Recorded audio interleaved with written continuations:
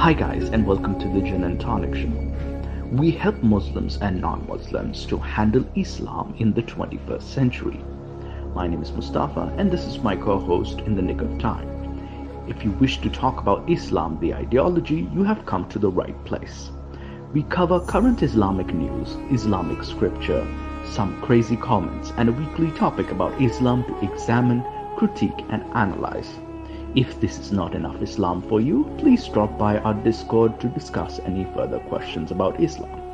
We condemn any form of discrimination, violence, misogyny, slavery. However, we do embrace free speech and criticism if it's factual and correct. Thank you for stopping by and enjoy the Gin and Tonic Show. Hello, Cultured Ginny. I know your throat's hurting, so if you choose not to say anything, totally fine, but welcome to the show today. Welcome, and welcome all to all our viewers as well. So today Moose is going to be a bit delayed, but we're going to be talking about slavery. I have a presentation anyways that I want to cover for today. And then Moose will be taking care of some of the other stuff for the second portion. So let's just dive into it from my end, or at least my portion until Moose comes. So in terms of definition, everyone, millennials says that we're a slave to a capitalist society, this and that. So let's get a solid definition of slavery out there. Basically, the slavery is a term that's loosely used in European languages and Christian societies. That only by a careful definition can it be used in studying human relationships throughout the world. So for today, I really just want to cover the strictest definition of what slavery is, and that's for chattel slavery. So it's basically where a slave is a human being who is the property of and entirely subject to another human being under the religious and social and legal conventions of society in which he or she lives. And being property of the owner, of an owner, basically restricted by the conventions of his society, can buy, sell, free, adopt, ill-treat, or kill his slaves whose children belong to their owner and can be treated in the same way. A slave has no freedom or personal rights and can become one voluntarily or by legal decision and force. So when one says voluntarily, it means like your kingdom's been basically conquered. You're a soldier for like the enemy tribe, and they put a sword to your neck, basically saying you want to die.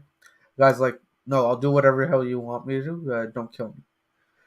So it's not exact. It's voluntary, but it's not voluntary at the same time because the counter is death. There has also been slavery as legal punishment or repayment of debt. Yeah. Though it should be mentioned that we will be using this definition of slavery that is shown here, but there exist actually a lot of definitions of slavery. But Hello. I like to hello Mose. I personally like definitions like these because they distinguish it, just this property aspect that I think is very important, that distinguishes, for example, slavery from just general forced labor, for example, forced state labor or serfdom. Yes, yeah. Because like Those, chattel. those types of forced labor can be just as brutal as slavery as well, but they do have some very important distinctions legally that I think are important to notice. Yeah, definitely. And Moose, I know you just jumped in as well. Do you agree with this definition of slavery? Do you think this is especially from a legal standpoint, do you think this is a standard or a fair definition of it? Well, keep in mind, chattel itself means property, or on sort of like tangible property. That is what chattel means. So legally, in a sense, again, I know I have to go back to the days of the British Empire, but yes, this is a and a definition that I would agree, like a chattel slavery. So Chattel slavery also have one other definition that is sometimes used about a certain type of practice when it comes to certain types of slavery. But that's much more defined than this. But we are speaking in a very broad manner here. But for example, we are using this term as chattel slavery to separate it from debt bondage or debt slavery, as it's called.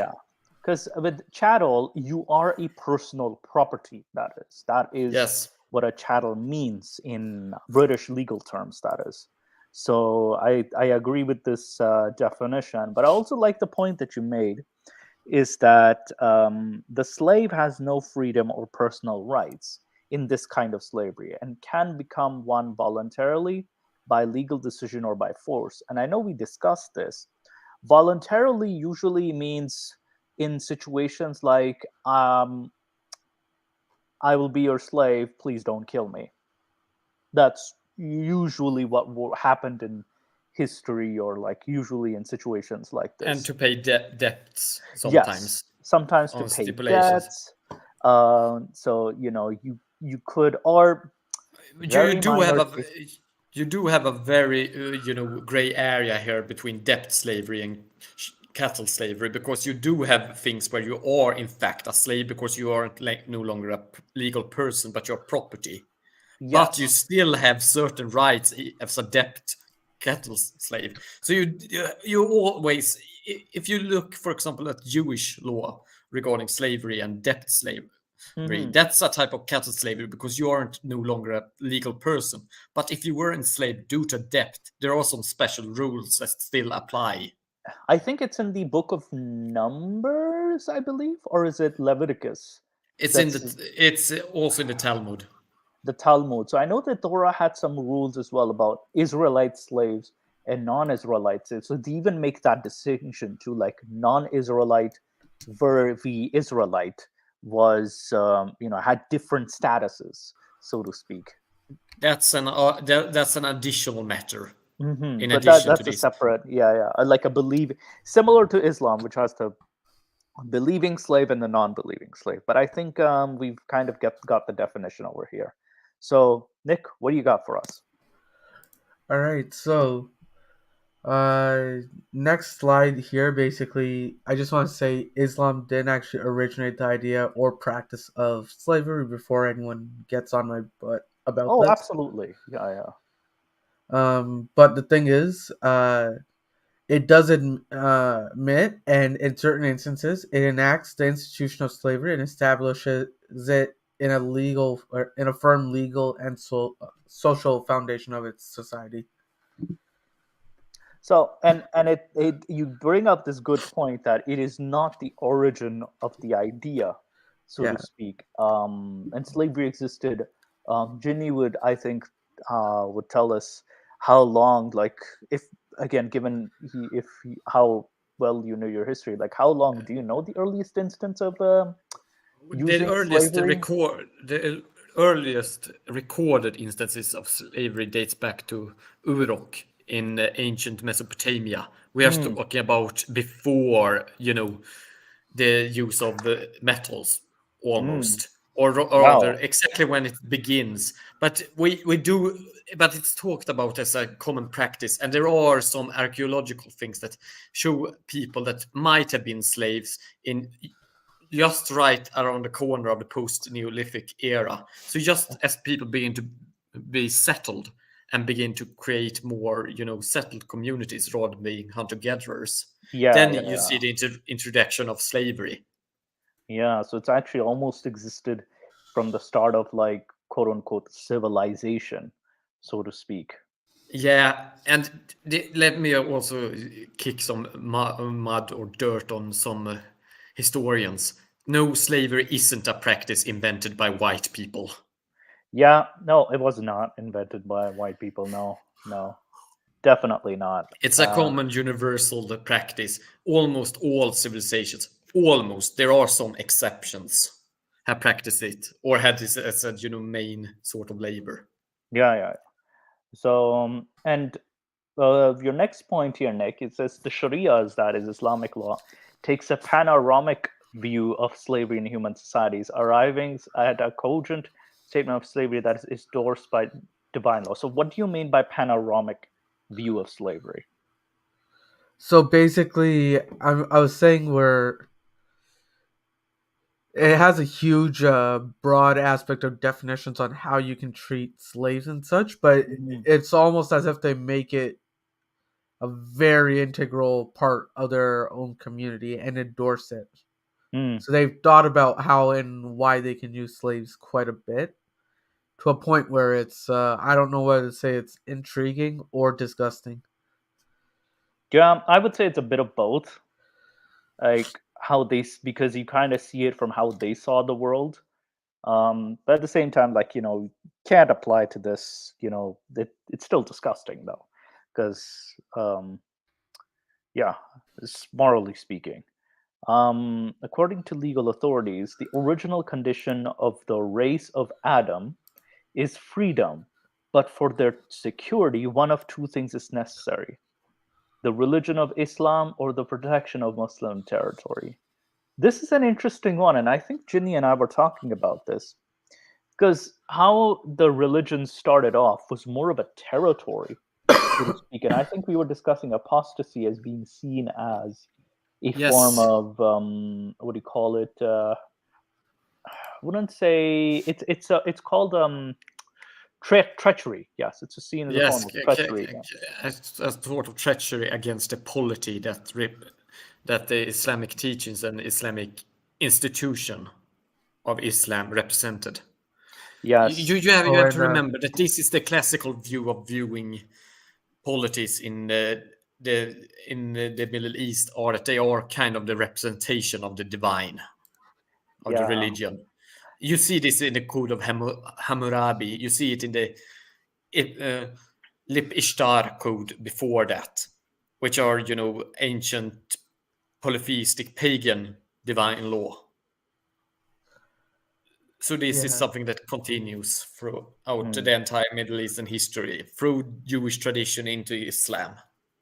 Yeah, and Musa, just before we go into our next point, I got a notification on my phone. Can you please check your mail?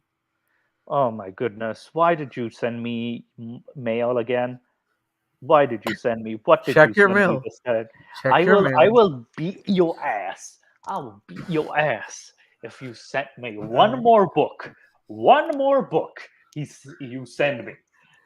I will. Go check your mail. Is it? Where is it? Oh, it's at your front porch. Amazon sent me a picture. Oh. Oh my goodness. All right, so this protection can be obtained by non-Muslims only on the condition of submission. And since it's the duty of all men to embrace Islam, this submission is incumbent on all non-Muslims. This is counterintuitive because this is quite ironic, because in my later research, it says that a slave cannot be freed if he accepts Islam. So accepting Islam doesn't actually give you freedom. Right, it's not a condition of the freedom, that is. It's more or less, it just makes it relatively easier for you to be freed, that is. But and you also need to remember that what is considered a Muslim can also change a lot between legal traditions within Islam. Okay. Can I actually open my camera for now and show me what Nick sent? Show you what Nick sent. Yes. 1 second. If it isn't too disturbing. No. It's not too disturbing. It's a book. It's not pornographic in any manner, but it is still quite graphic because of the person who writes it. Yeah, I need you to stop sending me this stuff, please. All right, where was that? Yeah, Manicam. Now I've got to open the camera to turn on my camera. 1 second.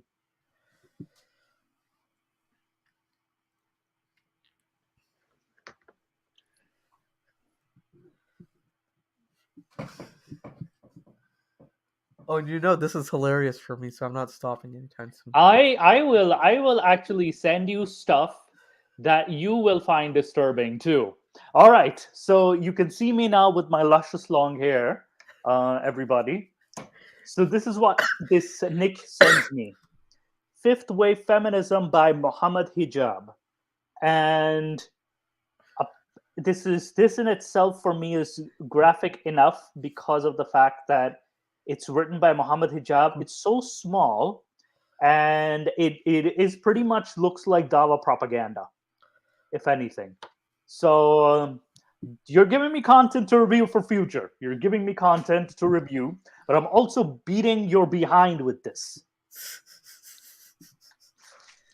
All right, let's continue. All right, let me get the presentation back. All right. By the way, if you all want to see my beautiful face, I don't mind sharing. All right.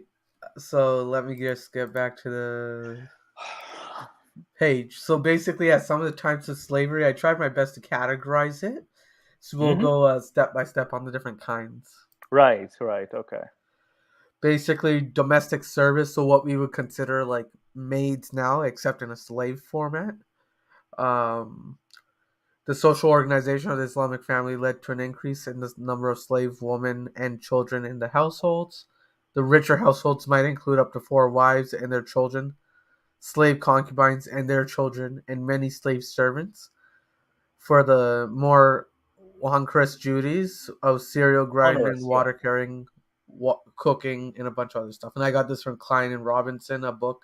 They're two authors of a book. I forgot the name. I'll find it. Okay.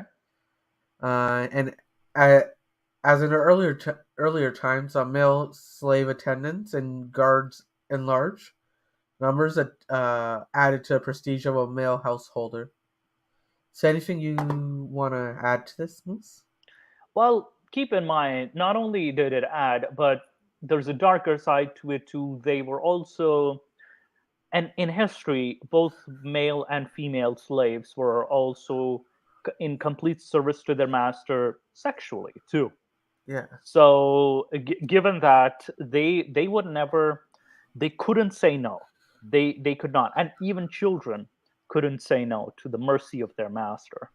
So this was the dark. This is the dark side of slavery, and I'm not sure if in the Islamic history the male servant or male slave was used as a sex, you know, was used as sexual property.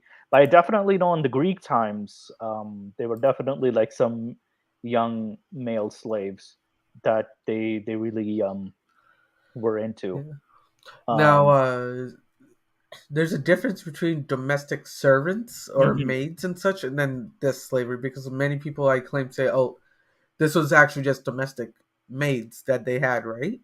Yeah. Now, domestic maids is a good style of work for those who need cash in these third world countries, right? If you are someone affluent, and there's someone that's living off on the streets, it's very common practice to say, "Hey, I need a cook, come and cook," or "I need a cleaner, come in and clean." They come for an hour, you pay them their hourly fee. They decide that.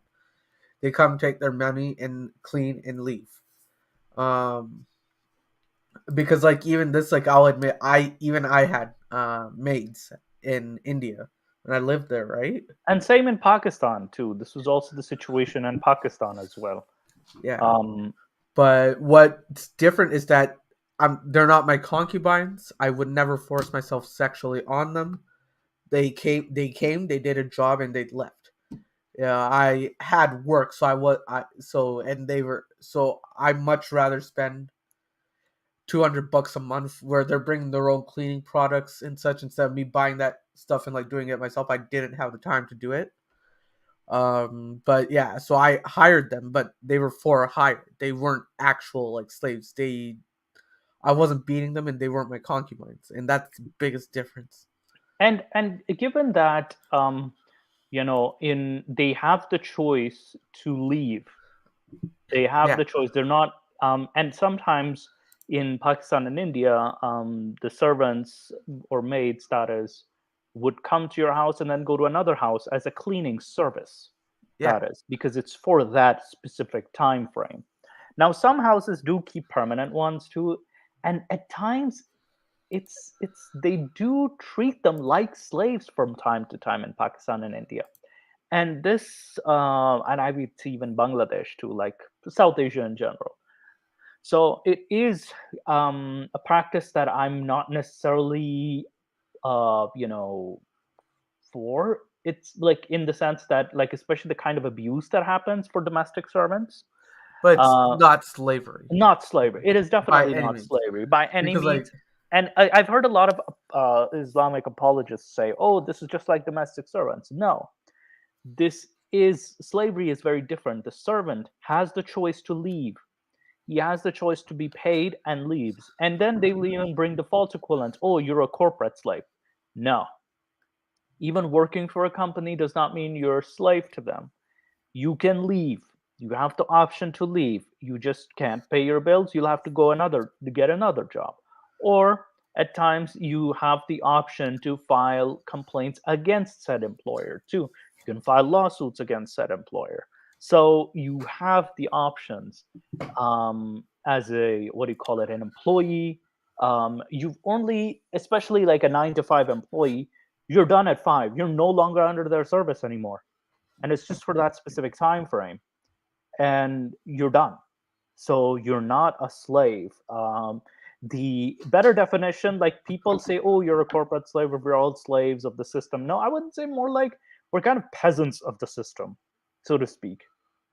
That's a more accurate term, because people use the term corporate slave a lot, and I'm like, peasantry is a more accurate term given the economic situation of the entire globe, so to speak. yeah. It says here, as an earlier male is no, okay. There's the house plans of the sedentary power demonstrate this through the present date, with the Hawk in close quote contained the Diwan male entertaining and the harem, that is the private and women's quarters. Now, the Quranic injunction required that domestic slaves be treated kindly, their children recognized as legitimate, and their eventual manumission encouraged. Again, it's encouraged, but it's not destroying the system. It's not getting rid of the system. People say, oh, Islam came and got rid of slavery. It did not. It only encouraged manumission. But I will even show hadiths where you can even cancel manumission too. Yeah. So it's not getting rid of the system. Yeah. The next type of slavery is agriculture slavery. So, large number of chattel slaves. Mm-hmm. As opposed to like the semi-slavery, were it used in cultivation and in animal husbandry. Yeah. This kind of employment varied through time and place. North coastal plains, the sedentary communities used slaves in both small holdings and on larger estates. Here, men, preferably stronger young men, were required. And these were from the 15th century ACE onwards. In agriculture, while the north, more slaves were obtained to export to plantations in southern Europe and the Levant. So the Levant is basically the Syrian, Lebanon, Jordan region. A special development of the Islamic was the cultivation of date palms and cereals, and the oasis of the Sahara made available by camel pastoralism. So yeah, you kind of needed. This was kind of like, it helped them save costs, because you can kind of understand how they were able to thrive, because they did not pay for these people. They only had to pay for their food. That's it. Another development was in the plantation agriculture in North Plains, especially sugar that came from export in the 15th century. Yeah, this is very interesting. Though I know this is very generalized, extremely generalized, but this is kind of like touching on just the base of the topic. Yeah. The next time was the kind is mineral extraction. So while free men might be taking part in mining and quarrying, especially in the easier deserts for gold and precious stones, the bulk of the work was done by chattel slavery in both states' enterprises and private ones. Here, too, active males were required, and then more were employed in the Sahara in salt extraction, especially at sites like Tagata and Bilma, where slave colonies provided salt for an extensive trade through the sub-Saharan African populations, especially in the 16th to 19th century AD. And this was mineral extraction, like mining especially, is still to this day a very dangerous task, so to Yeah. speak. So one could kind of understand why they would require the workers, the slaves, that is, to actually do these jobs.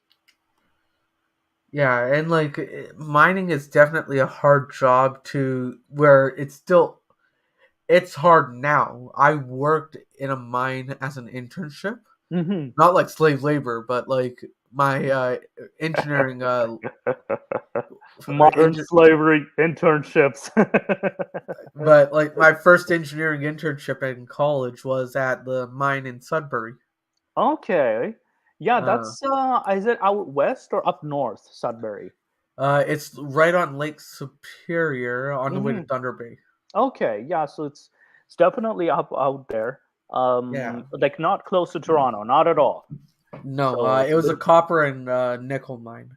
okay. And I So even with like the hardcore technology we had there, like the manual labor was intense. and in So I could only imagine how it is in like the salt mines or the precious stones mines, which yeah, many of the precious stones that you see are near volcanic activity. Like you're yes, not going to be sitting inside a volcano at the time. It's like old volcano chambers, so it's just like the difficulty of actually getting to that position. absolutely, Yeah, absolutely. Culture Jenny, you had something to say. Yeah, I would say as well that it's important to note that when it comes to Islamic slavery in the Middle East and North Africa, it varied a lot due to regional differences. I am mostly, concerned with the Mashriq or, the eastern parts, especially in the areas around Baghdad and the south of that, in the Ahwar and Awar regions. Yeah, yeah, yeah. But, you know, the thing is that was, heavy irrigated, high intensity plantation work where, slaves were on harsh fields, working to death, and where replacement rates Mm, were so bad that, you had the life expectancies of 5 years once you got there. wow. So you couldn't replace the slaves. But if you look on the plantation slavery found more in the Maghrib, that is to say, The West. in the western part of the Arabic world, then you see that the slave rates are still above replacement rates. So they do, they they manage to live and get offspring that are slaves and replace themselves Yeah, and then there. the next part I think Nikhil wants to talk about is I think slave soldiers. Yeah, those existed too. Mm-hmm. I also made regarding slave soldiers, or rather the general troop types that Yeah, existed yeah, in the yeah. early Arabic Caliphate. They were one aspect of several types of soldiers that existed. Mm, But we have to remember that slave soldiers were a minority of most slaves. interesting. Mo- And when it comes to slavery, there existed household slaves, there existed plantation slaves, there existed slaves that were used in mining, galley slaves. There existed slaves that actually were pretty much, employed as teachers because they had certain skills. Right, right, yeah. So, so saying slave doesn't, really give how bad or how good the conditions were. And Uh, the fact of the matter is too that in certain regions, most of the majority of the slaves were either mining slaves, like in Al Andalus, and thus right. Al Andalus, the slavery in Spain was actually much harsher generally than it was Mm, in the generally in the Al Maghrib area, more down south. Except in the Atlas Mountains, where there was mm. also mining slaves. But generally, most of the slaves were a little bit of a lighter plantation work in the northern along the northern coast of Africa. Yeah. So which meant that they had a longer life expectancy, and you also had more regionalized differences and regionalized rules because it was more standardized in the areas around Baghdad and in the Abbasid Caliphate than it ever became in the Umayyad and Idrisid and all of the other polities there. There it was very much localized how conditions were and what rules were regarding slavery. So you had very large differences locally, but you also had generally a better life if you were a slave in the western parts of the Arabic world than in the eastern parts. Yeah, and better life in comparative terms. Not saying it was glamorous whatsoever. No, it's compared to the other. That's the important distinction we have to make. And you talk about North Africa's use of chattel slaves must be distinguished from client relationships established with Arab and Berber nomads and their employment as mercenaries. So could you expand on that, Nick? Yeah, so basically a mercenary or the slave soldiers that they had were basically, let's say, retired. So this was very common, especially in the Persian Empire as well, where and many other empires where retired generals or retired soldiers of the enemy state for monetary gain would join your empire, giving secrets and such as mercenaries. Or basically like arms for hire, right? In essence, so mercenaries were almost seen as second-class soldiers because they didn't know if they could trust mercenaries or not. So they were slightly ill-treated, but they were still getting paid and had higher rights than what chattel slavery or slave soldiers essentially had. Yeah, and it's interesting you say that they were paid. So it's like a weird minority within slaves being paid, that is. Yeah. So they weren't actually like, so if they were hired as mercenaries, then they're still paid a decent wage because they were dictating what the salary was, and they actually got to pillage. Yeah, as opposed that's actually standardized according to Islamic law, the pillage and the payment of, and mercenaries were paid by season. That's also one of the standardizations. For every started season that you were in the middle of, you were to get payment for that, and it was to be paid in advance. Because I know you mentioned, Ginny, client soldiers, which were Mawalil soldiers, as well as Mamalik mercenaries. Mamalik, no, the Mamalik are slave soldiers. The Mawali are client soldiers. Okay. And mercenaries are Murtazikun. Mm-hmm. Right. Okay. So those are the terms that they use. So Mawali is the client soldier. The slave soldier is the Mamalik, and then the mercenary is the Murtazikun. So, okay, so these are the Arabic terms for these. Yes, and you also have you have also sometimes the problem with the last one, Murtazikun, is that they are literally means those that take sustenance. So these can also be sometimes used to refer to just the general soldiers under the central authority of either the caliph or the local emir. Interesting. And they are all those that are under that authority are usually called al-mujannidun or al-muharibun lil khalifati or lil amiri. Interesting. Or something. Or for the soldiers or the warriors for the caliph or the commander. So and those were the more of the what we see in later time in Europe, and also right now as being the more regular type of regular soldiers. Right.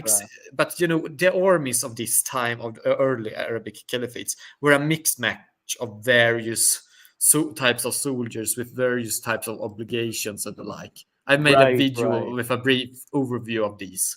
I think it's over 20 minutes. I think you also covered certain people who were not necessarily obligated to fight, but were also like the voluntary. Yes. Mm-hmm. And there's a section of the army. Yes. Yeah. There's different sections of the army itself. But they are actually to be paid in a way. Mm-hmm. They are actually voluntary, but they are voluntary by guaranteed payment. Right, kind right. of. Okay, okay. So you can't actually have soldiers. They could, in fact, say that, oh, but I don't want to give it to charity what you're granting me. But in theory, you can't have voluntary people without paying them. Right, right. And which is very interesting.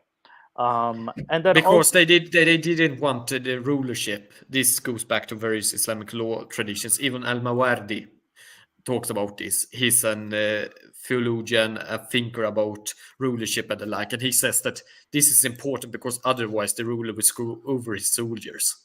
yeah, and you have a video on this explaining all these in detail on your channel. Yeah. Perfect.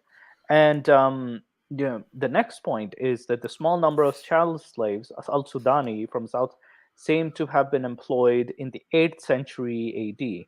But in the 10th to 11th century, the Fatimid dynasty, which was actually Ismaili Shia, Yeah. developed a large slave infantry force used in Egypt. It's very interesting. And in the Yes, 14th, but actually, those weren't. They say that they are slave soldiers, but they were rather very badly treated Mawali troops. So they right, were actually client soldiers. But the thing is that these client soldiers, were from entities that had their own kind of organization.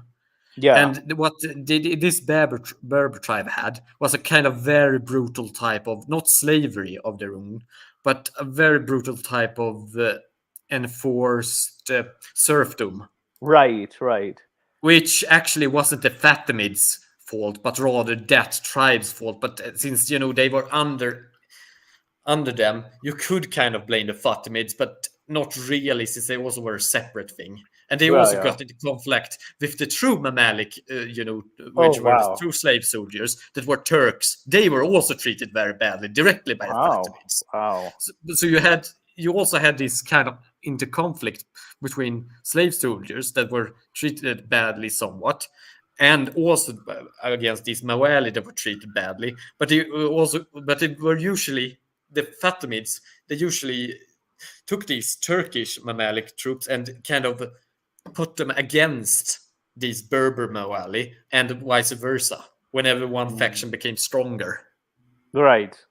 So, if anything, like there were seriously like different divisions, different kinds of slaves. And where do the Mamelukes origin from? What kind of they slaves? they, they are from these. They are the Turkish Mamalik. Is Oh, just a okay, plural okay, of a okay, okay, okay. Mamluk. Right. Okay, okay. So the Mamluks were originally the Turkic slaves. That is. Not they weren't necessarily Turks. Mamluk just means owned, and Mamalik is the plural, Oh, okay. several owned. But the thing is that they could be taken from South Sudan and what is modern day South Sudan, from the kingdom of Makuria, selling slaves to the Fatimids. They could also be taken from further up away from the northern Eurasia, Yeah, which yeah, were yeah. Turks and Slavic soldiers. Sakaliba are also mentioned as being slave soldiers, and the Abbasids did this as well. So this wasn't unique, but the Fatimids, they did it as well. It was just that due to various things, it became more ingrained in Egypt, and it remained as an institution stronger there due to various reasons. But these were slave soldiers that were taken from far away and brought up like kids or the like into soldiers from birth. So they didn't know anything else than being slave Yeah. soldiers. Right, right.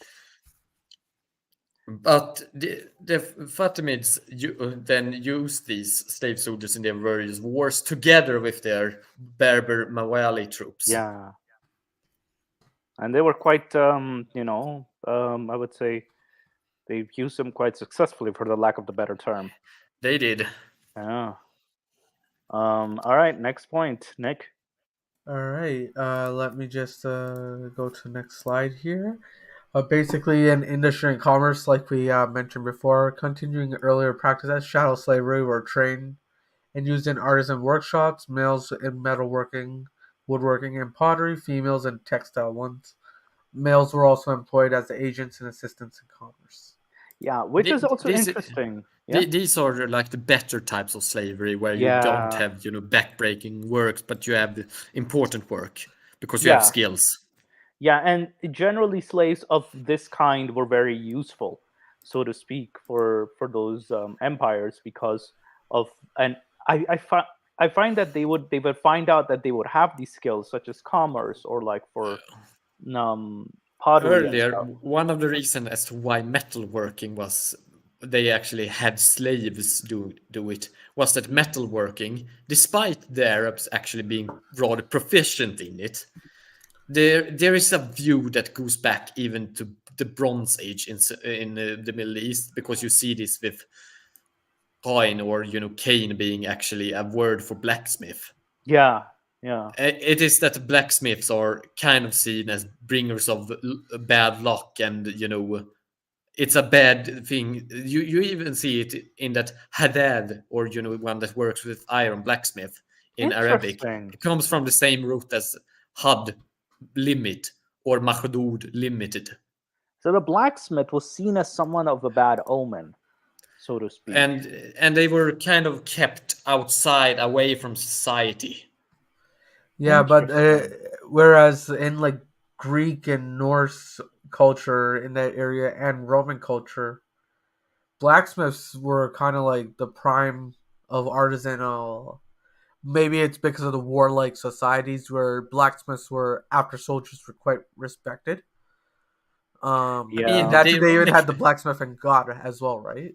the ironic thing is that arguably Arabic, blacksmithing abilities, especially when you think about Sana'a, or the capital of Yemen, being famous for its use of iron and refinement into steel, is that it was actually better than a lot of the things that were used in Europe for a long time. So it wasn't like the blacksmiths here were bad at their trade. It was just like they were shunned. Right. And they were just treated as like, outcasts, so to speak, which is very different from the European societies, like the Greek societies. So, which makes it very interesting. So you see this in a lot of poetry when they refer to someone that is like a blacksmith or Mm, something. It's not a term of endearment, yeah, exactly. yeah, and also male slaves, including eunuchs, were used after training in many states as officials, although numbers were never large. So this is like, how would you define a eunuch, Nikhil? Well, a eunuch, I'd say like a feminine male or someone who I think wouldn't count as like someone who can A do hard castrated labor. male. A A castrated, Yeah, because yeah. eunuch is a castrated male, but people confuse such said males for trans males or trans persons. That wasn't necessarily the case. These were just Oh, mental trans. it wasn't necessarily the case, but there was a lot in, especially in early Hmm. Arabic history, where a man is defined as being a man that has all the entire set, so to say. So if they are castrated, they are counted as a woman, and they are not. Let's just say that certain acts were perpetrated that otherwise would have not been Islamically considered correct. Right, right. So, and it's thought as many people as were enslaved in Eastern slave trade as in the Atlantic slave trade. And it's ironic that when the Atlantic slave trade was abolished, the Eastern trade expanded, suggesting that for the Africans, the abolition of the Atlantic didn't really lead to freedom, but merely changed their slave destination. So, which is very interesting that you point out. And it's misleading to use phrases like Islamic slavery and Muslim slave trade, even though slavery existed in many Muslim cultures at various times, since the Atlantic slave trade is not called the Christian slave trade, even though most of those responsible for it were Christians. And it's interesting that those who wanted to justify the Atlantic slave trades were mostly reverends and priests, and they said it was their godly duty to keep slaves. I mean, both Islam and Christianity have had traditions of slavery. Hmm. And the funny thing is, the worst slave trade area of trade was in the triangle trade between Yemen, Ethiopia, and India. Interesting. Two of those were not dominated most of the time by Muslims. Interesting. Because Ethiopia is mainly either was a Jewish kingdom or a Christian kingdom. Ethiopia. Yes. And Yemen, I would say, was formerly known as Abyssinia at that time. Abyssinia is Ethiopia. Oh, But Abyssinia what is Ethiopia. Yemen is, the land of Himyar and Hadramaut. It's the Right. old South Arabic kingdom. So, but they, quickly were one of the first parts to be, conquered later by, Muhammad, and then kept And then the under caliphs, yeah. during the And then the caliphs. caliphs, yeah. But the thing here is that, I mean, Islam just adopted the institutions that was already there. Yeah, it didn't exactly improve anything. It didn't exactly change anything. It just adopted it. Yeah, it just adopted it. I mean, technically, it could have been much worse. They could have adopted the Axumite tradition of slavery. Oh yeah, this could have been worse. It's still bad. It's still bad though. It's still bad, yes, but it could have been worse. It could have been so much worse. When Ginny says it could have been so much worse, we better know it could have been much worse. Yeah. The reason why I worded it like this, one is the BBC also words it like this, but I quite agree with them basically saying that. So one thing I want to point out is like Muslims didn't start it, so it's unfair to say it as Islamic slavery as if Islam started it. Quite like the Christians didn't start like this. Like they started the Atlantic slave trade, but it wasn't purely Christian slavery. Everyone, funny thing about the transatlantic slave trade, the rules that the Spanish and Portuguese used for slavery early were just adoptions of local Sharia law regarding slavery. Yeah, interesting. Wow. And it's funny too because they do have some biblical justification for slavery, both in the Old and the New Testament. That is, and I think there you could still call it Islamic slave trade in a sense that there were established rules and regulations, and also there is scriptural justification, and also you could call transatlantic slave trade also Christian slave trade. Definitely, I kind of also agree with the other side, like giving it that religious spin because they do have certain laws outlined by the so-called quote unquote Yahweh or Allah, so to speak. Yeah, I will be clear. Islam does have clear legal traditions regarding slavery. It is legal and something that Muhammad and his closest companions practiced, and there are clear rules and clear legal traditions regarding it. Yeah, and Islam is generally traditionalist Islam is clearly allowing and regulating slavery. yeah, But it is as you have said before, not fair to say that Islam created the kind of slave trade that existed there already before. For sure. And I mean the area of Mesopotamia where I study about this, with regards to other things that are closely related to slavery, that area has been known for very brutal types of slavery long before Islam. And I mean, of all this enslaving empires there, with the exceptions of the Persians, and the Persians are kind of weird as they preferred some sort of, very, very brutal forms of serfdom instead of slavery. But with they as the exceptions, if you look at the Assyrians or the Babylonians before, then the Arabs in the area look like the best. And is it brutal. Is it the indentured servitude that was preferred by the Persians? Is it called indentured servitude? It was not indentured servitude, but a kind of enforced serfdom. Right. Intergenerational subjugation obligations to your lord. Interesting. it's kind of on thin ice when it comes to like slavery, though. Even if you kind of call it that, it's very thin ice because Yeah, it's but I'm intergenerational. yeah, it is, but you are still a legal subject, and your lord still had to protect you. But he could Right. abuse you, kind of. Outside of that, he could almost abuse you however he wanted. Mm. Which again, very thin ice, very thin ice. Yeah, and like I think that's a good segue into this section here on how Islam actually moderated it. Mm-hmm. So basically, Islam's approach to slavery is added the idea that freedom was a natural situation for human beings, and in line with this, it limited opportunities to enslave people, commanded the freeing of slaves, and regulated the way slaves were treated to a certain extent. So Islam greatly limited those who could be enslaved and under what circumstances.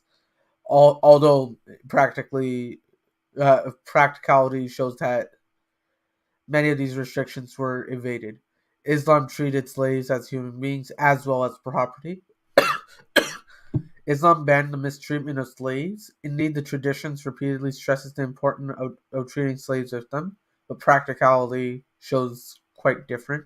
Yeah. Islam allowed slaves to achieve freedom and made free slaves A virtuous luxurious act. act. Yeah, and then But Islam that's pardoned. also like customer service jobs providing promotions and bonuses, but you end up getting a pizza party. Yeah, And I wouldn't is say it's a pizza party. You just let go, you know. yeah, and Islam barred Muslims from enslaving other Muslims.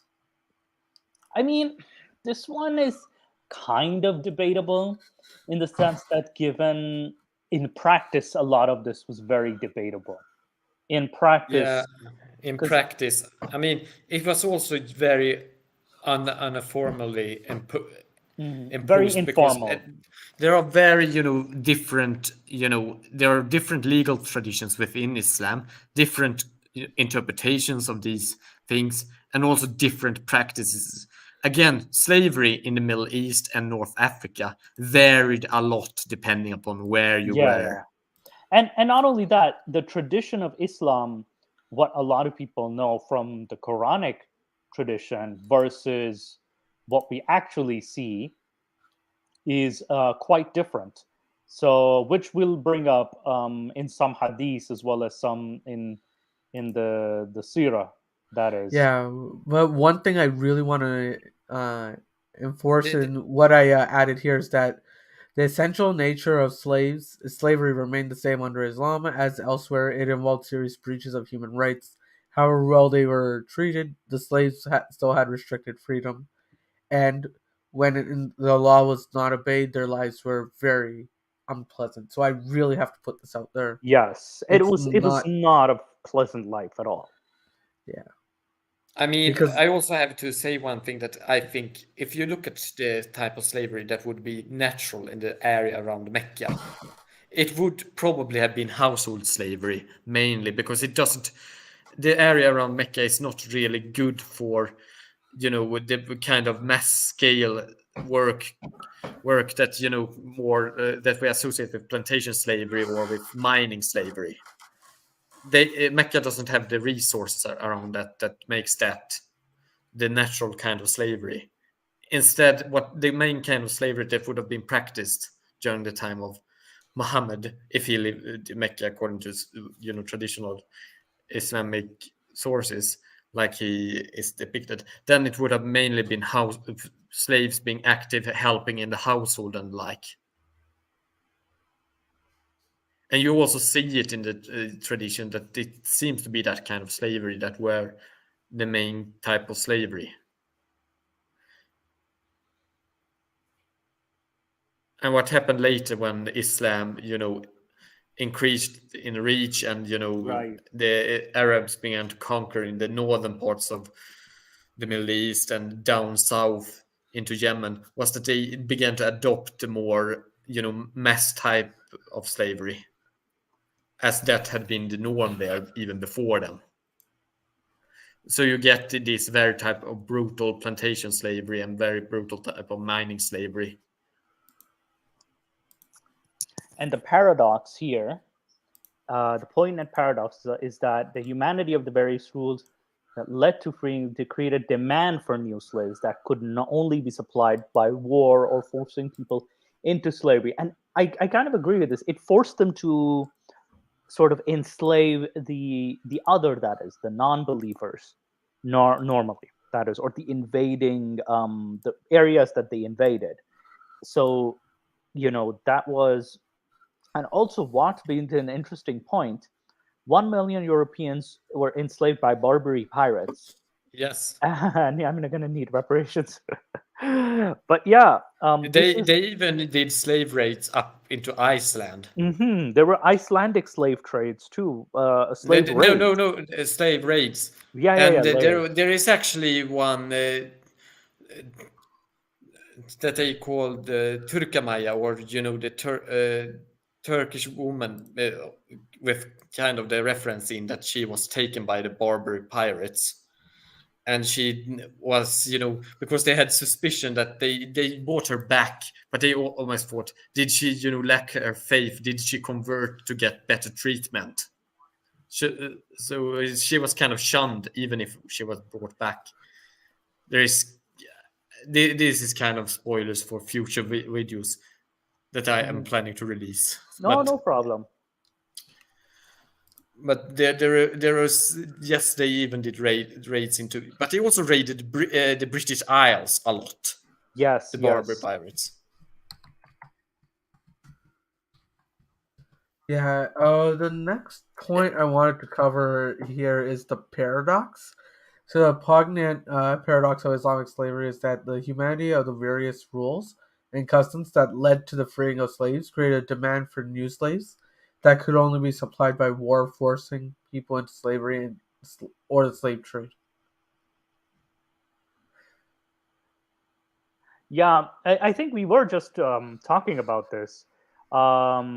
So I think you kind of repeated that same point again.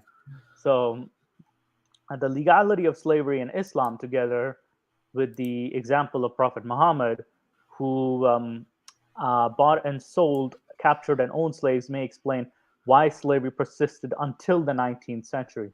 I would even argue that it persisted even until the 20th century. 20th and 21st century in Mauritania. Yeah. And Sudan. Wow. And the impetus for the abolition of slavery largely came from, ironically, the colonial powers, although some Muslim thinkers argue strongly for abolition. Though the slave trade was forbidden in the Ottoman Empire in the 19th century at the end. Yeah. It wasn't until the 20th century and Ataturk where all the slaves that had been enslaved before that were freed.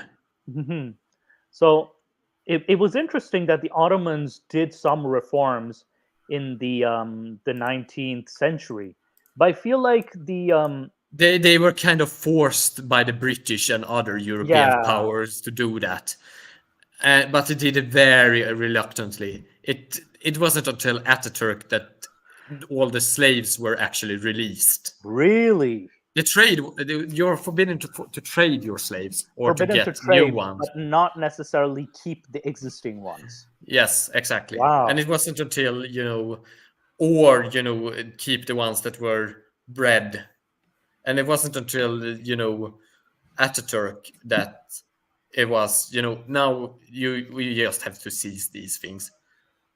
Wow. Okay, I actually did not know that. So this actually brings in a new perspective, so to speak.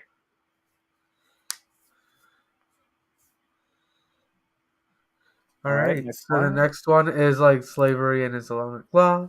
So I have some quotes from some authors here.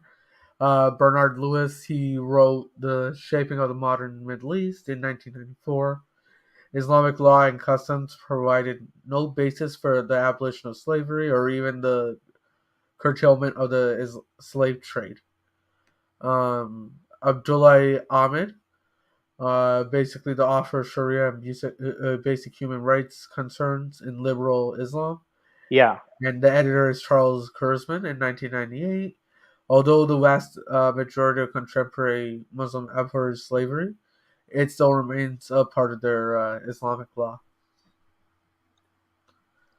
I mean, I would say, with the exception of the fact that, you can't really enslave,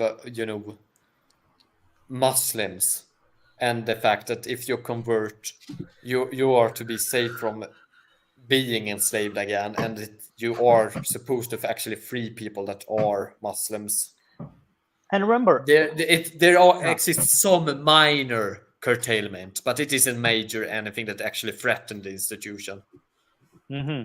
And it's interesting that slavery did give its rise again in the 21st century with ISIS as well too, where they actually reintroduced slavery into the areas that they conquered.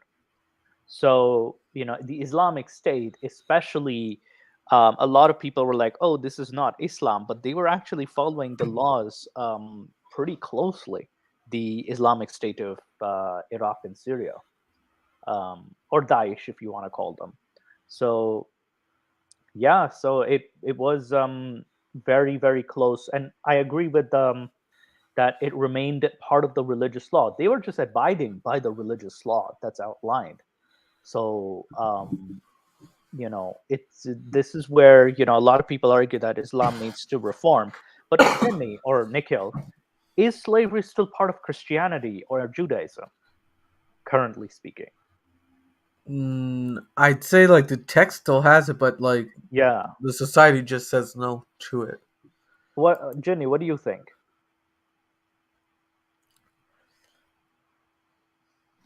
About what? This is a very broad issue. Oh no, I mean to say, is slavery technically still allowed in Christianity and Judaism?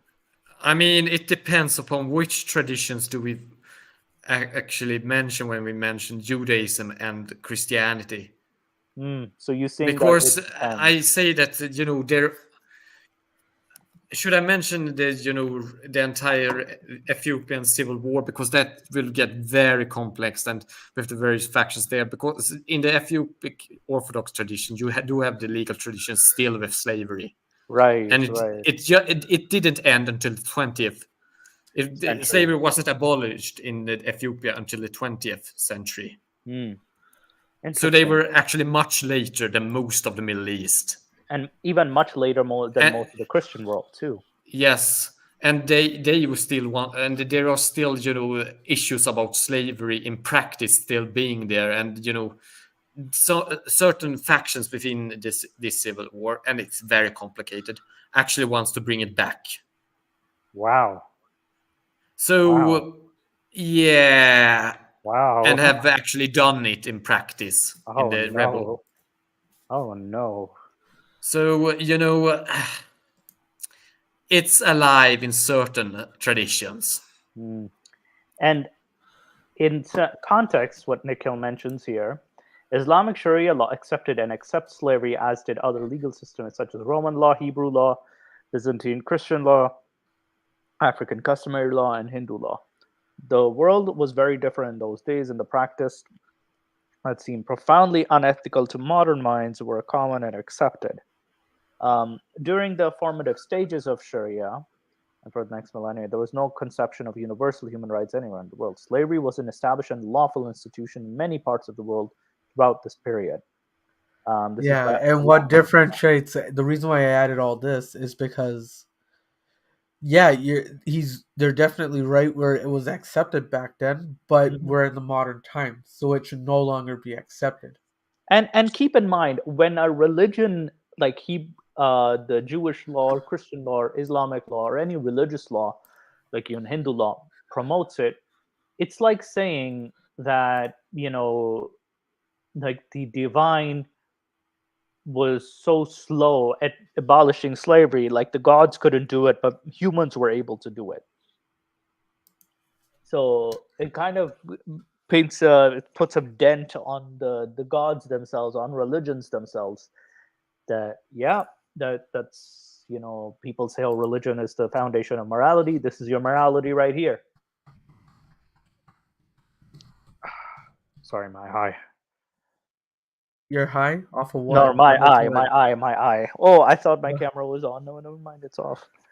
Oh yeah, no, you said I'm high, and I was like, oh shit, what Oh, drugs is? My eye. Yeah. All right, My let's eyes. go. Quiet, you. My eyes. And that's what I saw That's what I said when I saw Muhammad Hijab's book.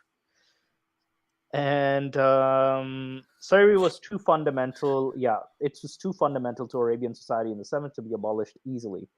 Doing so would have estranged many of the tribes Muhammad sought to brought together. Actually, I would argue that it wasn't fundamental in Really? to Arabian society. It actually became rather fundamental in the later centuries when they had expanded and incorporated the areas where mass slavery was practiced. Interesting. So it wasn't essential to the society. So this could have been prohibited in the 7th century. Yes, but I also think that much of the Sharia traditions were created afterwards. Like, So at least a it's century or 2 centuries later. yeah, because it wasn't until they conquered the southern Arabic Peninsula and the areas of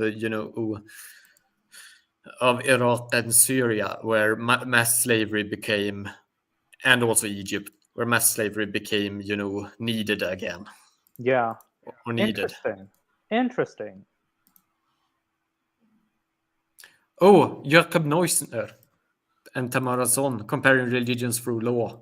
Oh, interesting. Judaism. I actually know this. I've used this in my research and my work. Oh. Yeah. Small world. Yeah. Also next, but this was a problem since Islam placed a high value on human dignity and freedom. The fact that slavery is a major concern in Islamic law no doubt stems from the prevalence of slavery at the time when Islam was instituted, combined with the fact that the Quran clearly presents universal freedom and human dignity as its ideal society. Its recommendation that slaves be freed is on the same plate as its recommendation that the poor be clothed and the hungry be fed. Yeah, it's more of a charity rather than an obligation. Yeah, it's a shared, but it is seen as the natural state. Your natural state is to be free, but you have this imposed upon you. So these have also gone into certain traditions in that if there is a conflict about a legal matter, if an individual is a slave or not, then the tradition has in most legal tradition been see him as free. But keep in mind, Nikhil, when you bring up the Quran, I actually can show you the verse after the presentation. I'll show you the verse that they're talking about. It's chapter 4, verse 92.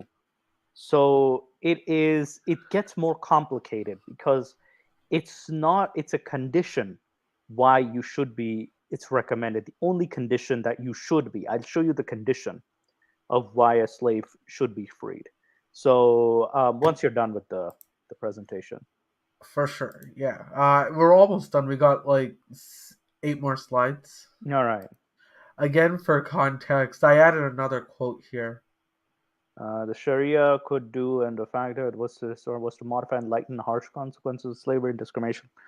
Sharia recognized slavery as an institution, but sought to restrict the source of acquisition, prove their condition to encourage their emancipation through a variety of religious. Nevertheless, slavery is lawful under present day.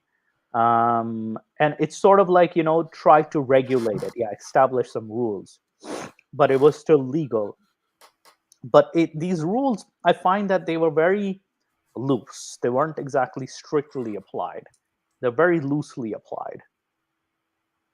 Yes. I mean, you do see mass executions of slaves, despite the fact that most traditions would say that that is absolutely not allowed if they didn't do any rebellion. Yeah, and of course, and this is like we agreed upon. It's a very, very loosely this was applied. All right, next point. The answer that slavery is legal under Sandra, but only in theory. Slavery is illegal under the state law in all of Muslim countries. Yes. But we just completed the World Cup, which still happened on the day of. In Qatar, when you had that World Cup, it was more like an indentured servitude with the kafala workers. Yeah. And we had a lot of deaths, like a lot. Like even Ginny brought up the point that most war zones don't have this death rate, and people have been trying to justify, oh, it was overall the number of workers in the country. That's still pretty bad. That's still Yeah, very bad. I promised to look up how it was in, during industrialization in Europe, Mhm. and it actually shocked me that some of the, same amounts of death were actually, and even worse, actually Yeah, occurred there as well. So it kind of could be related to that. to the work Well, itself, right? yeah, to the work itself and the fact that it's a very hot climate, and with The these harsh bad and the hard. conditions are harsh too. Like even at times, like you have these slaves living in like almost like hardly room-sized quarters. This is the size of a kitchen practically. So it was so the conditions were so bad, barely fed, So and like yeah, you also mentioned the point that Belgium was way worse than Qatar in many aspects. Yeah. Um, Oh and yeah, this in the was Congo. yes, especially No, no, Bel- and I'm not just talking about the Congo. I'm talking about the death rates in death actual. rates and actual Belgium. Yes, Uh, that was one of the worst in, in a certain area there. They were the worst in, most of industrialized Europe during the 19th century. and the industry work and all the work did indeed contribute to the deaths of workers, hence why they had to bring in, or many countries had to bring in labor regulations in order to, and we still have workplace accidents happen to this day.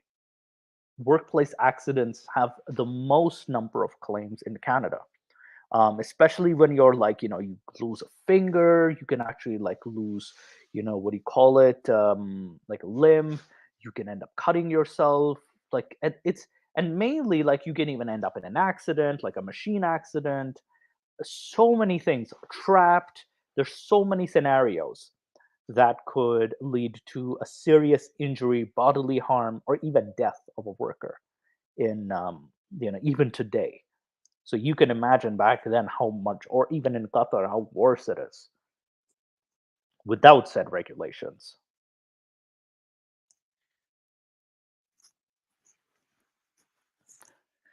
I would also say that actually the, the legal language that was used in Mauritania when they changed it from allowing slavery, they didn't actually ban slavery. They Right. just removed it as an explicitly allowed practice. Interesting. So it's not a ban per se. No, and it is said that in practice, slavery is still present in Mauritania. Wow. Oh, so we still have this shit going on. Yeah, There are particular Islamic laws lays down that if a person was captured in lawful jihad or was a descendant of an unbroken chain of people who had been often, then it might be legal to enslave them, which is interesting. Nonetheless, should the legal condition for the enslavement or anyone proven because they were the prisoner fighting against Islam, there's a huge infidel convictions, like this legal proof. Islam would be bound to recognize such slavery as illegal, even though recommending the free person, if possible, his conversion in his modern age.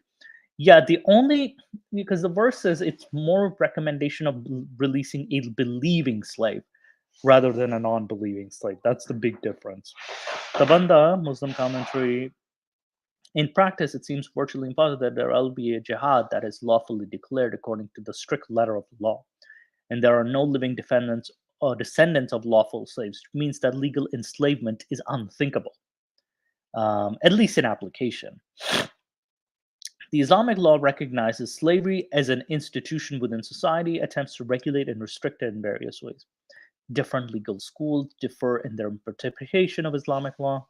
Local customs in Muslim lands, like Ginny pointed out earlier, different customs were affected. this is why I said that there are such huge local differences in, for example, the Maghreb. That's because the Hmm. Maliki school explicitly recognizes local practices with regards to slavery.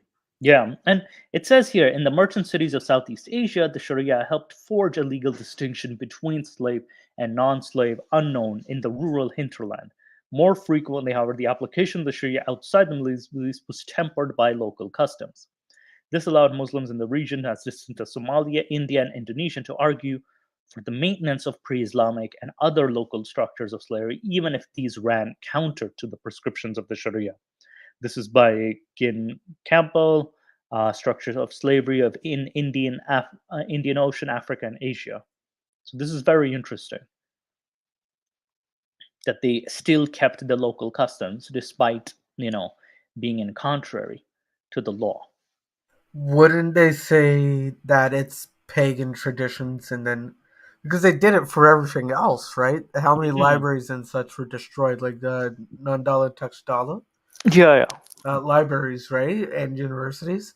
So they could have just abolished this entire system altogether. Absolutely. Paganism.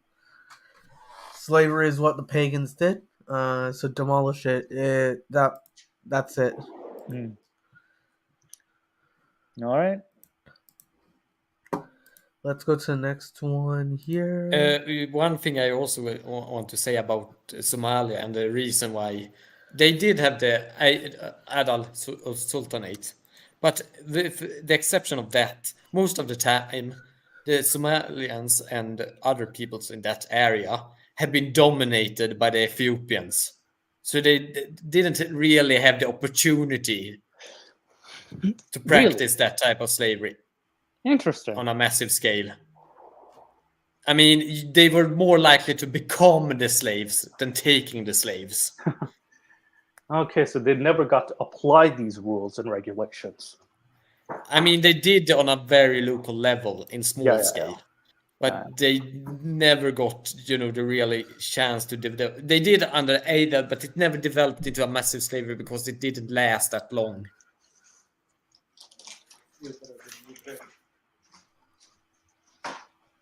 All right, next slide. All right, yeah, this is the next slide. So basically, Islamic law clearly recognizes that slaves are human beings, but it frequently treats slaves as if they are property, laying down regulations covering the buying and selling of slaves. It encourages the freeing of slaves, which has the good effect of diminishing the slave population of a culture, and paradoxically, the bad effect of encouraging those whose livelihood depended on slave labor to find new ways of acquiring slaves. Yeah, which is in itself the paradox. That is like, how can we get new slaves? So, which the other option would be for these people to conquer lands, even kidnapping. That is. So. And the next couple of slides, I think. So I got 27 slides in total. We're on slide 24. Moose, I think like these couple of slides are something that you're very versed on as well. Okay. So, yeah. So just under Islamic law, can only be legally enslaved as a result of being defeated in a war. Yes, this is correct. Chapter 4, verse 24. If they're born as a child of two slave parents, yeah, because generally speaking, you are the property of the master, even if your parents, like even if you can be even born to slavery. Other legal systems of the time allowed people to be enslaved in a far wider range of circumstances. Sharia limits were often either ignored or evaded. In many instances, slave trading by Muslims were in fact illegal but tolerated. Yeah. Well, keep in mind, like we said earlier, the rules are very loosely applied. Very, very loosely applied. And the following groups cannot be made slaves: free Muslims. The followers, I mean, technically they could, to be honest, because free Muslims, but note that slaves who convert to Islam are not automatically freed, but it's encouraged to free believing slaves, technically. Children are not born legally enslaved Muslims are also slaves. Born to legally enslaved Muslims are also slaves. Yep. Dhimmis. Well, keep in mind, the dhimmi is still can be subject to slavery if they fail to pay the jizya. Yes, and if they rebel, but in theory free people. They are free people. However, they have to pay the jizya, and the jizya itself has no upper limit. So it still is a kind of a trap. It's still, you're stuck between a rock and a hard place. Yeah, But there's and a little bit of it a can be twist. clearly shown in like the example of Akbar and his grandson Aurangzeb in India, right? No, Akbar's no, was he was the Akbar's grandson, great grandson of Akbar, because Aurangzeb, Aurangzeb Aurang, was, because Akbar's son was Jahangir. Jahangir's son was Shah Jahan. Shah Jahan becomes the grandson, and then the great grandson is Aurangzeb. So he's the yeah. son of Shah Jahan. So we go just a little one generation of a difference you mistook there. Yeah, but like what I was saying was the reintroduction of the jizya to start enslaving the neighboring Hindus. Originally, Akbar said no to that. He stopped that and actually took away the jizya in the Mughal Yeah, yeah. Empire. And keep in mind, like Akbar himself was, I think, for various reasons, was seen as a non-Muslim by many of his enemies. Though, to be fair, he had a more of a Sufistic mindset, but some accuse him of creating a new religion altogether.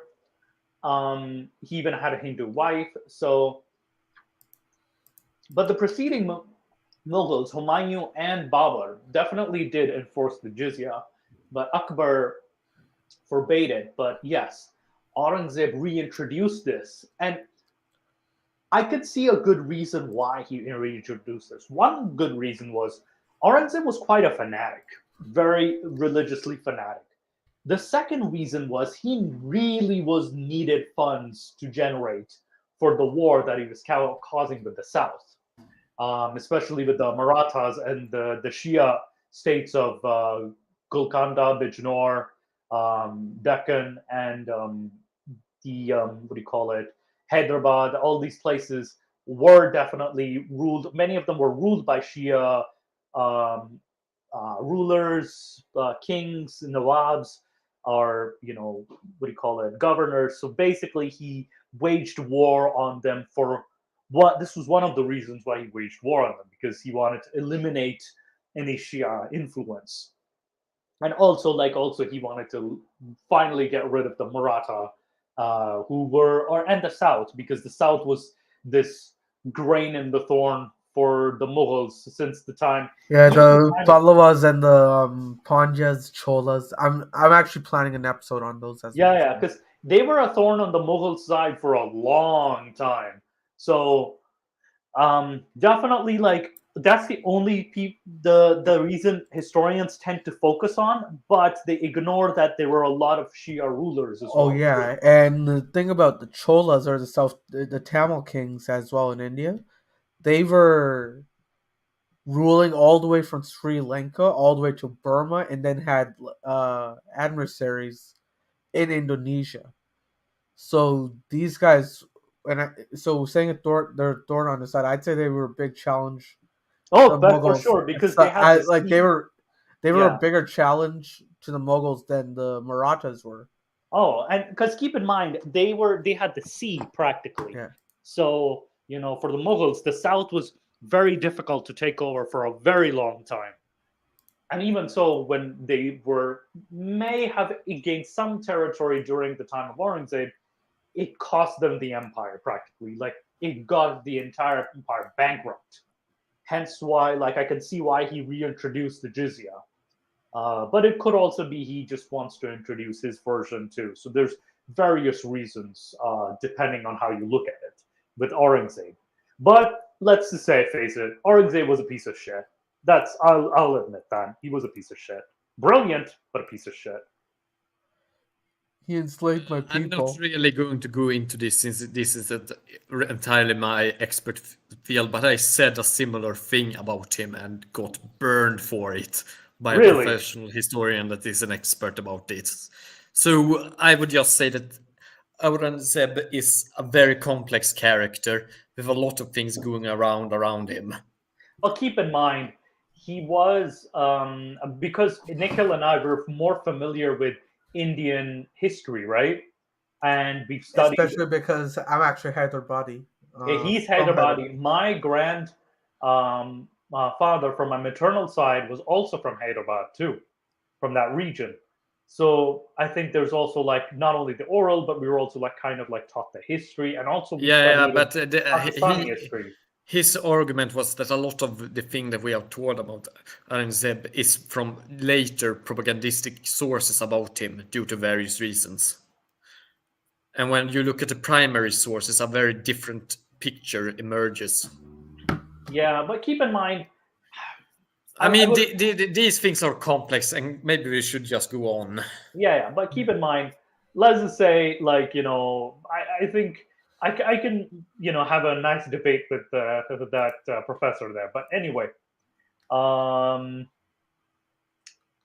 Islamic law gives slaves certain rights. Slave must not be treated or overworked, but should be treated well, must be properly maintained, may take legal action for breach of rules, and may be free. Debatable, very debatable, extremely debatable. Many cases, no. And also with the owning of the property, very, very debatable. In certain cases, that was a possibility in order to pay your own freedom.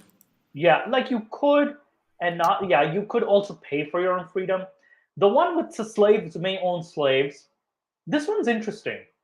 This one actually happened a lot. This is why the various Mamluk dynasties in Egypt, the slave soldiers, created their own dynasties and actually accrued a lot of wealth. Interesting. And actually had their own slaves, and they became one of the primary landowners in that area, together with various endowments connected to mosque congregations. Yeah, and slaves. And there are still such families in Egypt to this very day. Which is interesting, very interesting, because like they had their own, the slaves owned other slaves, and then there was this weird hierarchy, and then slaves can get married if their owner consents. So this is one interesting point too, and this is also in the Bible as well too. Like the master has to consent to the marriage.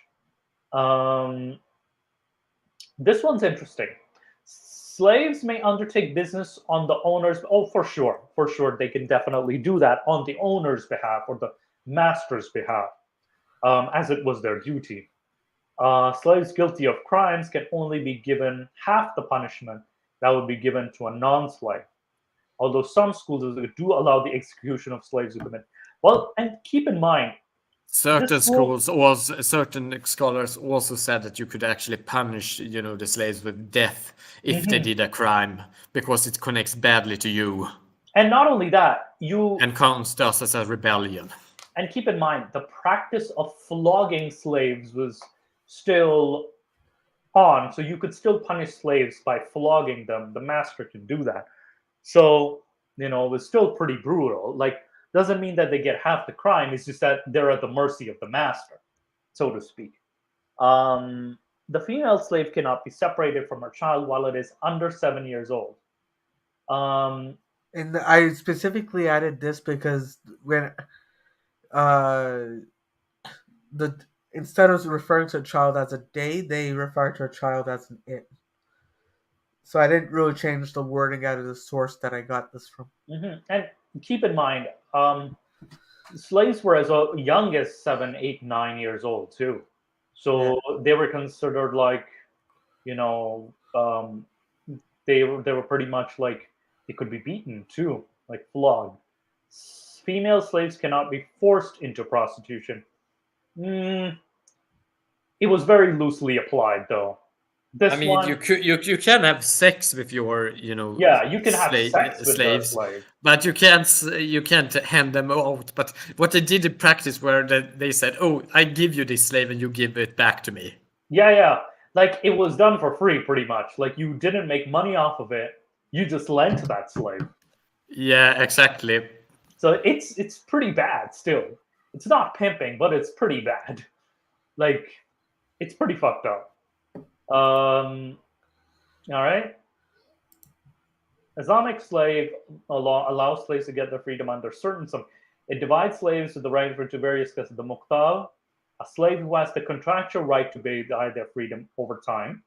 The mudabbar, which is a slave who will be freed when their owner dies. This might not happen. Yes, This can be cancelled. The mudabbar, it can be cancelled. The Walid, Walid, a female slave who had borne her master or owner a child. The mukattab, it should be two is that it is written in that, or the maktub, the written one, is that it's a slave that it's written down the contractual obligations before, because this type of slavery has to do primarily with repaying debts. Yeah, so this was kind of what you said earlier, debt slavery, so to speak. Yeah, it's not chattel slavery that we usually, the first one there. And the mudabbar is also kind of it's a pre-planned type of slavery as well for other crimes and other, things in certain special considerations here as well. Yeah. And it makes a very interesting, but the walid is, it has to do with, if a female births the first legitimate heir, then that heir and the female are in certain traditions actually freed. Yeah, if given that she becomes the mother of the child, of the master, that is, which makes it very interesting. There actually exists similar traditions in certain other legal traditions. Yeah. So this isn't something new. I do remember seeing something like this in old Assyrian law and in Jewish halakha as well. Yeah, and it's very interesting. And now, moving on to Islamic law imposes many restrictions on slaves. They cannot carry out religious roles. Some, not all, some. Keyword here. Can only have limited authority. They cannot be witnesses in court. Killing a slave does not carry the death penalty in most schools of Islamic law. It's pretty brutal. Slaves are punishable if they commit a crime, although for some major crimes they only receive half the punishment of freedom. However, their masters were to do with them as they pleased, because usually they would have the master punish their slaves. Yeah. And owners are allowed to have sex with their female slaves. Yes. And I think that's it from me. All right. So I will look at some traditions, that is Islamic traditions that I have. Oh, and I apologize if my presentation was a bit too much. No, it's fine. It's fine. As long as we try to get the facts as much as possible. So, we're not quote unquote. And this I actually took the quote from the Master Arab too. Like he did an amazing video on ISIS and concubines. 1 second.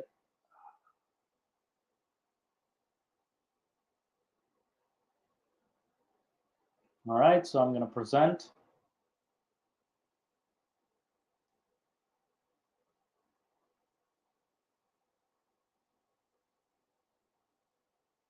So you guys can see this?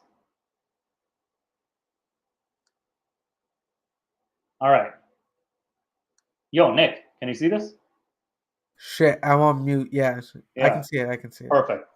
Okay, so chapter 4, verse 92 of the Quran specifically says, never should a believer kill a believer, but if it so happens by mistake, compensation is due. If one so kills a believer, it is ordained that he should free a believing slave and pay compensation to the deceased family. So usually what it is that the believing slave or the Muslim slave was to be freed. This is the encouragement that you needed. This was what they meant by encouragement. It wasn't necessarily, free all the slaves. No. It's still it's also a compensation for killing another believer, not a non-believer, another believer. Tafsir of Ibn Qasir. Can we go back? I just wanted to comment that.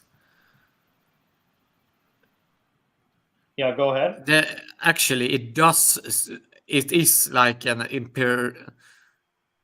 almost like an imperial.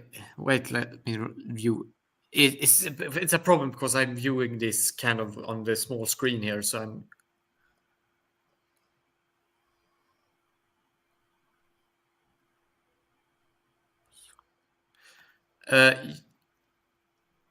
Are you trying to read the Arabic itself? Yeah, I'm trying to read the Arabic. Yeah, the Arabic's a bit of a blur. Yeah. Yeah, I'm going back to another, so that I can view it better on another site. So yeah, you can actually view it on the Quran X as well too. Now, I wanted to open Tafsir ibn Qasir. This, I'll read it because it's a bit like, sorry, I just sent like screenshots to Nick because, whosoever kills a believing slave by mistake, whosoever kills a believer by mistake must set free believing slave and submit compensation, which is blood money, to the deceased family, thus ordaining two requirements for murder by mistake. The first requirement is the kafara, which is the fine, for the great sin that had been committed, even if it was a mistake. Kafara is to set free a Muslim slave, not a non-Muslim slave. Imam Ahmad recorded that a man from the Ansar said he brought a slave and said, "O Messenger of Allah, I have to free a believing slave. So if you see that this slave is a believer, I will free her." The Messenger asked, "Do you testify that there is no deity worship except Allah?" She said, "Yes." "Do you testify that Muhammad is the messenger of Allah?" The slave said, "Yes." So, and that was the condition that the slave was freed. And do you believe? And said, then Muhammad said, "Then free her." So this is an automatic authentic chain of narration too. So Ibn Qasir even uses this authentic chain to justify that it's only the believing slave, and the slave has to believe that there's one God and Muhammad is the messenger of God. That's another topic. That's the condition. Then we have chapter 4, verse 24. I think I'll read out chapter 4, verse 24 itself. 1 second. 420 Quran. God damn it. I have to see different. Let me just open the window. Sorry, guys. I did this in a hurry because I was actually busy earlier. So actually, let me close. Take your time. Like the floor is yours now, right? All so right. I got nothing up from my end. All right. Share screen. So this here in the Quran says here, because so I'm not making this up, just to be clear. And prohibited are the ones who are married of the women, except those whom you rightfully possess or right hands possess. Decree of Allah is upon you, and are lawful to you what is beyond that. You seek your wealth, desiring to be chaste and not to be lustful. So what benefited from them, you give them their bridal due as an obligation. And there is no sin concerning you what you mutually agreed upon before the obligation. Indeed, Allah is all-knowing and all-wise. So this was the verse, so to speak. And now I'm going to give you the tafsir behind it. I think this is from Jalalain. So let's open this. So Jalalain says, all married women are forbidden to you, like you can't screw other married women, except save those captives whom your right hand possess. So these are captured captives. So based on the chain, Abu Sa'id al-Khudri said, we had captured female prisoners of war. It was on the day of Autos.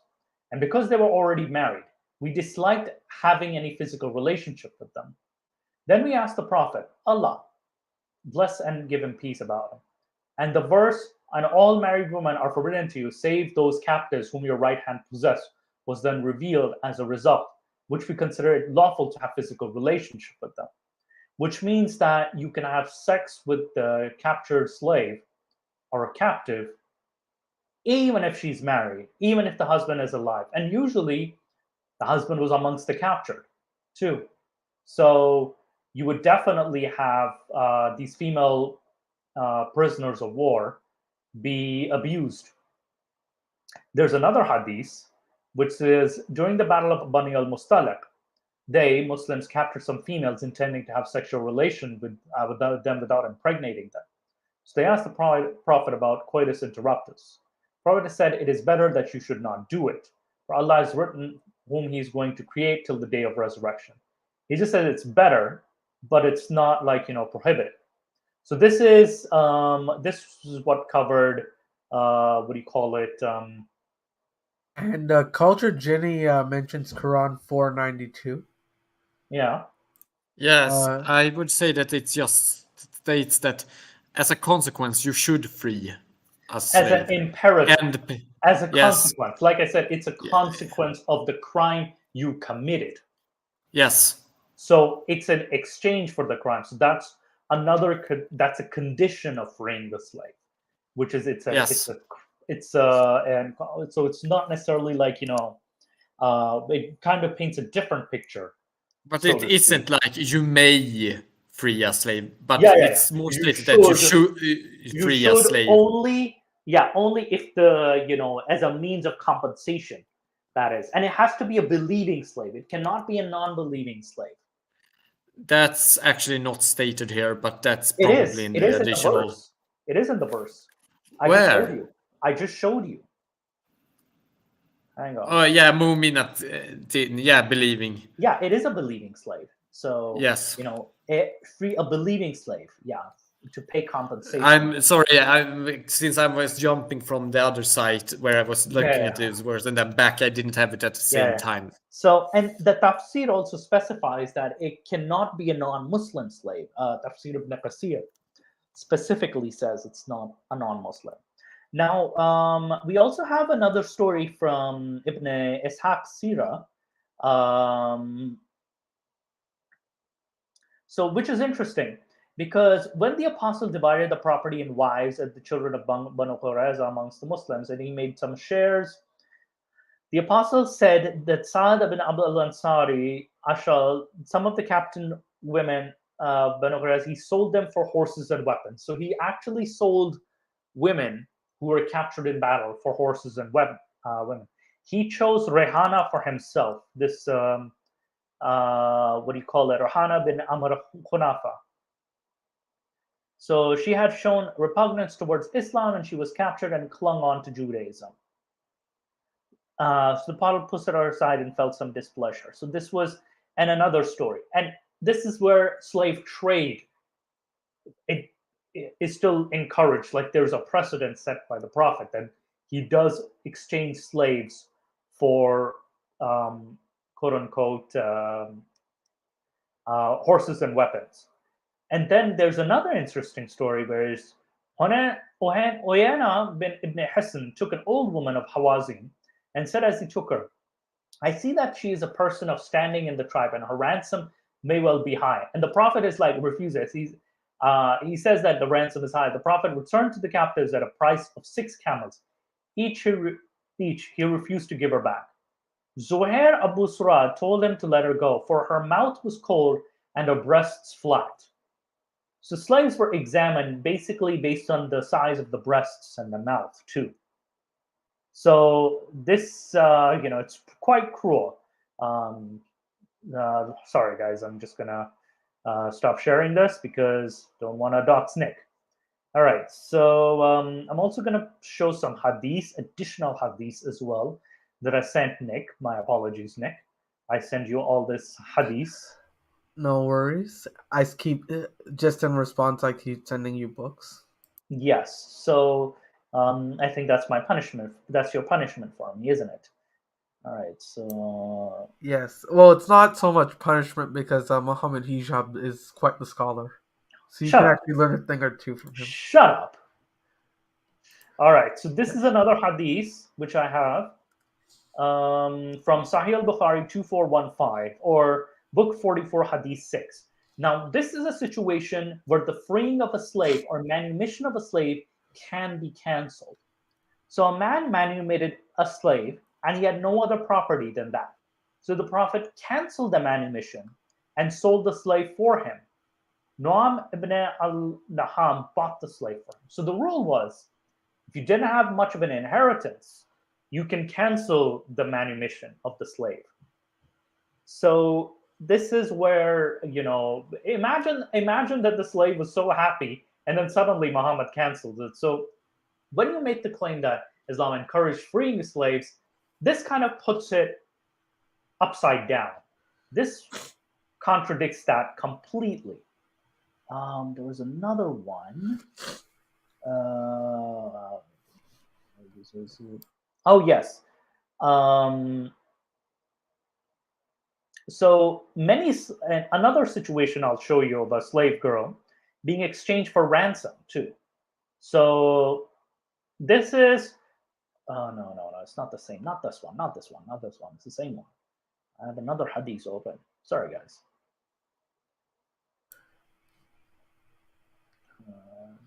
There it goes. So it's from the book of Jihad and Expeditions. So we fought against the Fazara. Abu Bakr was the commander over us. We made the halt to the last part.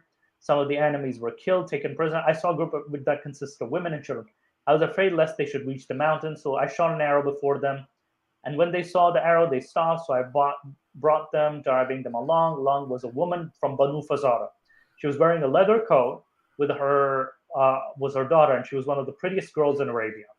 I drove them along until I brought them to Abu Bakr, who bestowed that girl upon me as a prize. So we arrived in Medina. I had not disrobed her when the Messenger of Allah met me in the street and said, "Give me that girl, O Salama." I said, "Messenger of Allah, she has fascinated me." I had not yet disrobed her. For the next day, Muhammad said, again, met me and said, "O Salama, give me that girl. May God bless your father." Then I said, "She is for you, Messenger of Allah. And by Allah, I have not yet disrobed her." Messenger of Allah sent her to the people of Mecca and surrendered her as a ransom for a number of Muslims that had kept as prisoners in Mecca. So this was a situation where a slave was used in exchange of a ransom too. So this it kind of shows that this is part of the slave trade, so to speak. So the slave trade still continued. Which one was this one? Okay. So even freeing the slaves, Muhammad sometimes had a problem too in situations like this. Sahih al-Bukhari 2594, narrated by Maimuna, the wife of the Prophet, that she manumitted her slave girl, and the Prophet said to her, "You would have gotten more reward if you had given the slave girl to one of your maternal uncles." So even manumission itself, it depends on the divine reward you get. So it's give it to another uncle instead of freeing the slave. So it's not necessarily always encouraged, so to speak. So, and I'll bring you another hadith. Was it this one? Oh no, I already stated this hadith. Never mind. So yeah, this is where was there another hadith too? I think that's roughly, those are the hadiths that I had. So yeah, I think Culture Ginny, you had something to say? Not really. It was more that I think that just that hadith has to do with the fact that since slaves are property, yes, that is what slavery is. It is treating humans as property. Giving them, freedom would be seen as giving away property that could have otherwise helped your closest relatives. Yeah. And my point is, it counters the point saying there's this encouragement of freeing the slaves, but then there's also the flip side too, which is rather use it too instead of freeing them. Or sometimes manumission can be canceled in some situations. So I think that's those are the hadiths, as well as you have certain conditions that with slavery. So it's not a very rosy picture. It's quite dark. Yeah, and I just want to mention we're almost at the 2-hour mark, so let's everyone can join us in the Discord, but let's make closing statements before we head there. All right, Jenny. My closing statement is that slavery far preceded the emergence of Islam. And hopefully, it will not live after Islam. Mm. And my finishing statement is that even there's the myth that Islam or religion generally ended slavery. It did not end slavery. It actually refined it and created more rules for it. So the system of slavery wasn't finished whatsoever. And yes, the history behind it is very complicated, for sure, but it is still a dark history. It's still messed up. And that's my closing statement. I object. But God damn it, Nick. So yeah, thank you everyone. And I actually enjoyed this the research for this, at least on my end. So I actually have 3 episodes that I have planned and I'm researching for. The next episode will be about Rome and Christianity's influence on Rome, and then Rome's influence on Islam. After that, we're going to be looking into what the fuck did I write down in my notes? Like I gotta find it here. Okay. The Crusades. After the Rome episode, we're going to be doing the Crusades, and after that, the Indian empires pre-Islam and post-Islam as well. So the Sultanates and the Nawabs. Yeah, which would be, those 3 topics are very interesting because the fall of Rome is definitely ties into like the rise of Islam. So it's very interesting. And I think Rome has a huge. People underestimate how long Rome is because the original monarchs of Rome started in 625 BCE in the city of Rome. So if you count that as the beginning of the early Roman Empire, like officially it started with Augustus at I believe 49 AD or whatever, but I started BCE. from the I would say BC is around BCE, around the time of Julius and Augustus. Yeah, Julian and Augustus. I forgot the timing, but I would personally say that I would start it at 625 BC. If the original empire, the empire was actually in theory just a continuation of the Republic. Imperator was just the commander of the Republican forces. Yeah. In theory, in practice, it was kind of a monarchy, but also not, because the Senate still had the power to kind of cancel the choice of an emperor, so it wasn't an absolutist monarchy. And then like the Vatican, the Holy Roman Empire and such, it's a very broad topic. Yeah, when did Rome start and end is kind of like those discussions in history that have no answer. Because you can even make an argument for Ottomans too, technically. Yeah. So you could. Oh my goodness. God, I got into this long discussion with one of my viewers about how the Ottomans actually adopted a lot of Roman things. Yeah, and surprisingly, what the end of the Roman Empire, the people looked more like what people would have looked in medieval Britain and like early British knights than they would like what we would expect like the late Greek people, right? People tend to underestimate the breadth. It lasted for 2,000 years. The Roman Empire, if you look at the entire entity, has been around longer than Christianity was around as a whole. Yes. So it's more complex than history. Same thing with the Indian that we're doing. The Chola Empire was around for 2,192 years. And like Islamic India, pre-Islamic India, and then Islamic India itself is so like fascinating and vast and complicated too. Freaking complicated. It's bizarre, honestly. Like you even had Muslim fighting Muslims too, and having Hindu rulers as allies. So it was it was a mess. So yeah, it's an episode that I really want to do. I really like it. Yeah, no, I'd love to hear what you have. And we'll discuss what time frames we'll do too. So, and hopefully we finish it within the 2 hour mark, but I feel like it's not going to be enough. Yeah, and what I like, Culture Journey, I know you're very fascinated in the history. So if there's, I'll send you what research I have on all three topics: the Roman Empire, the Crusades, and then India. And if Yes. somehow we can split it up into a way where we do some on gin and tonic, and you want to use that as a continuation on your channel, so we can divert our audience to your channel, I'm totally open to doing that as well, almost like a partnership.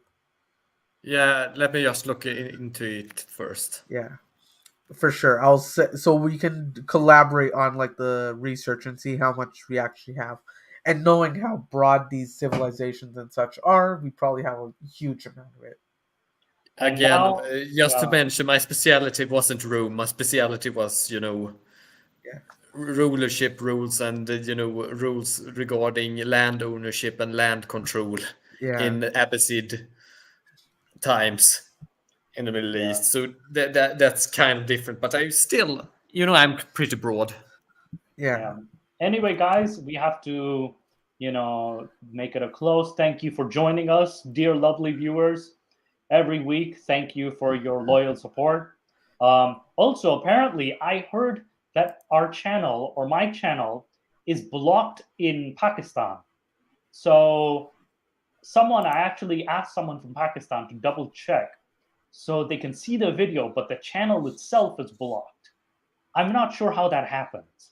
So maybe we'll double check on that and see if that's even the case. Yeah. All Anyways, right. toodaloo. See you guys. See you guys. In the Bye. Discord.